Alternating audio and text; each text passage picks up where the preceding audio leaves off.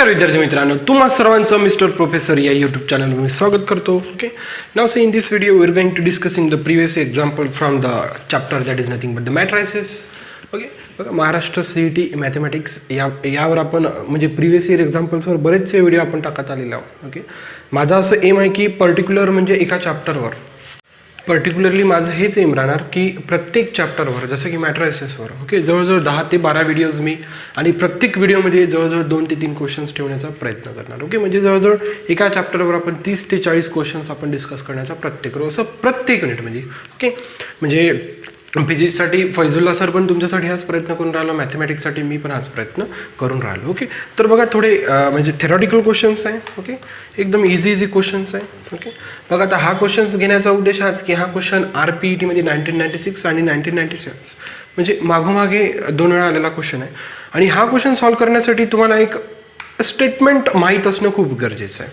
ठीक आहे, बघा बेटा, if A is a square matrix, काही हरकत नाही, एक स्क्वेअर मॅट्रिक्स आहे, त्या स्क्वेअर मॅट्रिक्सचा ट्रान्सपोज काढला. ओके, पहिल्यांदा त्या स्क्वेअर मॅट्रिक्सचा ट्रान्सपोज काढून ॲड केला तर त्याला म्हटलं सिमेट्रिक मॅट्रिक्स. ओके, आणि त्या स्क्वेअर मॅट्रिक्सचा जर ट्रान्सपोज काढून जर त्या मॅट्रिक्समधनं जर मायनस केला तर याला काय म्हणायचं. बघा, यासाठी एक तुम्हाला सिम्पल एक स्टेटमेंट माहिती पाहिजे.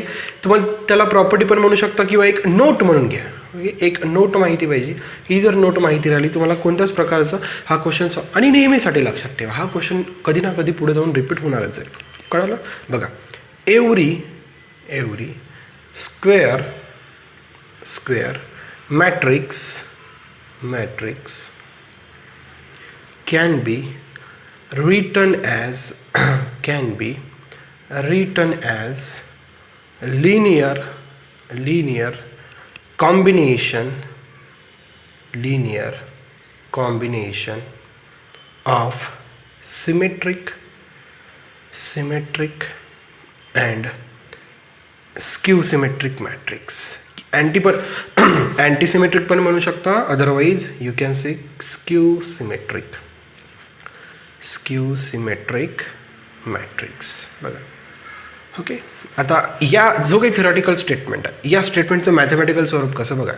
एव्हरी स्क्वेअर मॅट्रिक्स म्हणजे ए मॅट्रिक्स पकडला मी 1/2 into A plus A transpose. ठीक आहे, आणि प्लस 1/2 ए इंटू ए ट्रान्सपोज. ओके, तर बघा बेटा, आता यामध्ये ही जी काही टर्म आहे एवढी, ओके, याला म्हणतात बेटा, या मॅट्रिक्सला म्हणतो म्हणजे यापासून जो काही मॅट्रिक्स फॉर्म होतो याला म्हणायचं सिमेट्रिक मॅट्रिक्स. ओके, आणि याला म्हणायचं हो स्क्यू सिमेट्रिक.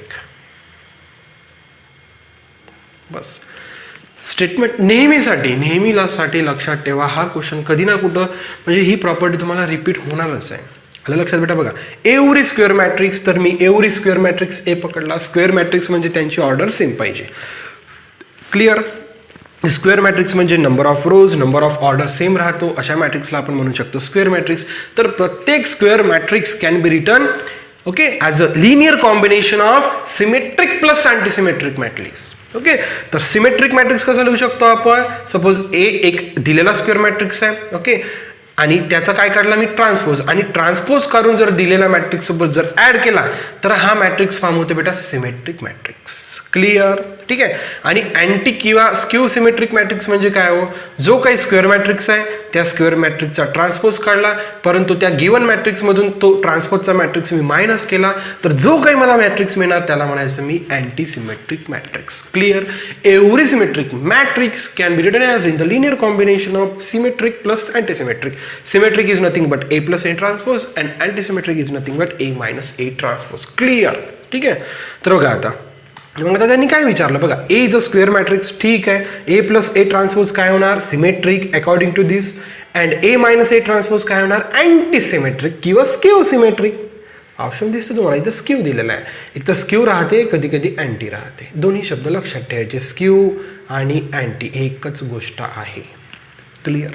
बस एकाच स्टेटमेंटवर तुम्हाला 2 मार्क मिळतात. फक्त एकच स्टेटमेंट नेहमीसाठी तुम्हाला डोक्यात ठेवायचं आहे. क्लिअर? चला, काही हरकत नाही. आता बघा, त्यानंतर बघा हो सेकंड क्वेश्चन मी सॉल्व्ह करण्याचा प्रयत्न करतो. बघा, if A and B are a square matrices of order n/n then a minus b whole square. बघा बेटा, जनरली आपलं जे काही सिम्पल मॅथमॅटिक्स अल्जेब्रा राहते जसं की ए मायनस बी होल स्क्वेअर, याला तुम्ही कसं सॉल्व करता, ए स्क्वेअर ठीक आहे नाही plus B square minus of 2 times A बी.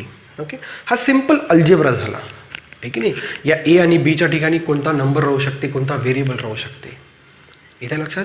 या ए आणि बीच्या ठिकाणी आहे की नाही, ए किंवा बी बिलॉंग्स टू कोणता तरी व्हेरिएबल राहणार. ओके, अदरवाईज कोणता तरी आर्बिटरी कॉन्स्टंट राहणार. ओके, परंतु आता ए मायनस बी, ओके आता आपल्याला गिवन काय दिलेलं आहे, आपल्याला गिवन काय दिलेलं आहे, A minus B whole square equals to काय येतं. ओके, कर्नाटका CET 1999 हा क्वेश्चन विचारलेला आहे. ओके, हा क्वेश्चन म्हणजे दिसायला अतिशय इझी वाटतो, आपण इथं सिम्पल अल्जेब्रा यूज नाही करू शकत. त्यासाठी हा क्वेश्चन घेण्यामागचा माझा हेतू हाच होता की ते सिम्पल अल्जेब्रा नाही करू शकत आपण. जसं की तुम्हाला माहीत आहे की नाही, जसं की सिम्पल अल्जेब्रामध्ये 1, ओके, तर मॅट्रायसेसमध्ये आयडेंटिटी मॅट्रिक्सचं जे काम आहे ते बेटा अल्जेब्रामध्ये 1 काम करतो. ओके, म्हणजे जसं सिम्पल अल्जेब्रामध्ये आपण एखाद्या संख्येला जर 1ने मल्टिप्लाय केलं तर त्या संख्येला काही फरक पडत नाही, तर मॅट्रायसेसमध्ये एखाद्या गिवन मॅट्रिक्सला जर मी आयडेंटिटी मॅट्रिक्सनं मल्टिप्लाय केलं तर काही फरक पडत नाही, तर तो मॅट्रिक्स पुन्हा परत मिळतो.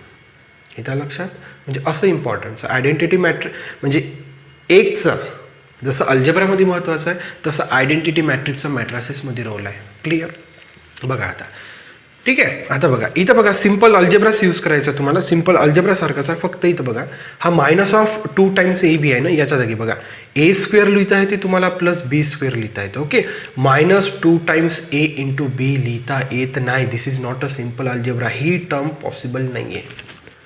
बघा असं त्यांनी एक इथं ऑप्शन पण ठेवला आहे, मग आपण काय करतो बघा, हे तर नाही येत. ओके, आणि हे पण येऊ शकत नाही कारण की ए मायनस बी आहे म्हणजे कुठेतरी मायनस आला पाहिजे, म्हणजे ए ऑप्शन आणि बी ऑप्शन असंच कॅन्सल झाला, राहिला तुम्हाला सी आणि डी मध्ये. तर बघा जर तुम्ही सिम्पल अल्जेब्रानं हा क्वेश्चन जर सॉल्व्ह करण्याचा प्रयत्न केला तर तुम्हाला वाटते की हा ऑप्शन ठीक, आणि तुम्ही म्हणता अरे सर मी तर बरोबर केला, अरे हा सिम्पल अल्जेब्रा नाही आहे, हा मॅट्रायसेसचा अल्जेब्रा आहे. तर मॅट्रायसेसच्या अल्जेब्रामध्ये काय होतं ना की लक्षात घ्या, ए मायनस बी होल स्क्वेअर काय होतो बघा, ए स्क्वेअर प्लस बी स्क्वेअर ठीक आहे मायनस ऑफ ए बी आणि मायनस ऑफ बी ए. बघा इथे ए पुढे आहे बी मागे, इथे बी पुढे आहे ए मागे आहे. बघा हा फरक आहे, हा फरक आहे सिम्पल अल्जेब्रा आणि मॅट्रिक्सच्या अल्जेब्रामध्ये, हा फरक आहे तुम्हाला. बघा इथं ऑप्शन नंबर क्लिअर दिसतो की A square minus A B minus B आणि प्लस बी स्क्वेअर येतं, म्हणून सी ऑप्शन इथं बनत नाही.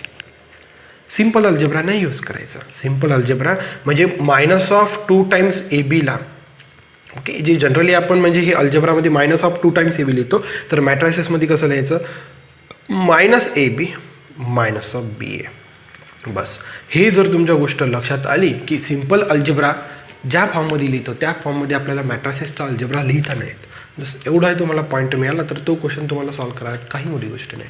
बघा आता याच प्रॉपर्टीच्या बेसवर आपण सेकंड क्वेश्चन घेऊया, तो पण क्वेश्चन MPT 1992ला आलेला आहे. ओके, म्हणजे आपण जवळपास मॅक्सिमम मॅथमॅटिकल क्वेश्चन डिस्कस केले, तर माझा विचार होता की शेवट मॅट्रायसेसवर थोडेफार थेरॉटिकल क्वेश्चन डिस्कस करावं. यामुळे काय होतं ना, तुम्ही जे काही थेरॉटिकल कंटेंट वाचलेलं आहे किंवा तुम्ही जे काही प्रॉपर्टीज वाचलेल्या आहे त्या प्रॉपर्टीजचा इथे तुम्हाला यूज करता येणार. क्लिअर. आता बघा, if A and B are the square matrices of order 2 then A plus B, काही नाही. Okay, MPT 1992. आणि त्यामध्ये आणि या क्वेश्चनमध्ये एकच फरक आहे, तिथं ए मायनस बी होता, इथे ए प्लस बी होल स्क्वेअर आहे. ठीक आहे, सिम्पल अल्जेब्रानुसार जर तुम्ही करण्याचा प्रयत्न केला तर हा आहे ते A square plus B square plus 2 times A B. ठीक आहे, बघा हा ऑप्शन असाच कॅन्सल होऊन जातो.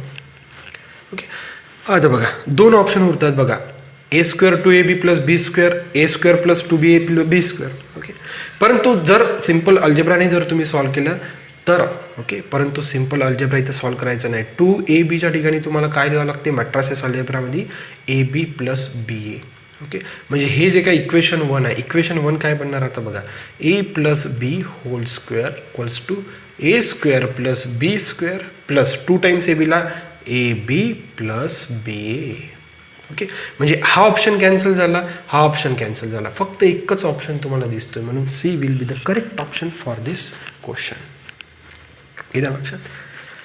ओके, डिफाईन म्हणजे तुम्हाला एक क्लिअर कट अंडरस्टँडिंग राहिली पाहिजे. एक सिम्पल अल्जेब्रा जे रेग्युलरली आपण यूज करतो आणि एक मॅट्रायसेस अल्जेब्रा, बस that's it. Okay, so thank you for watching, see in the next video.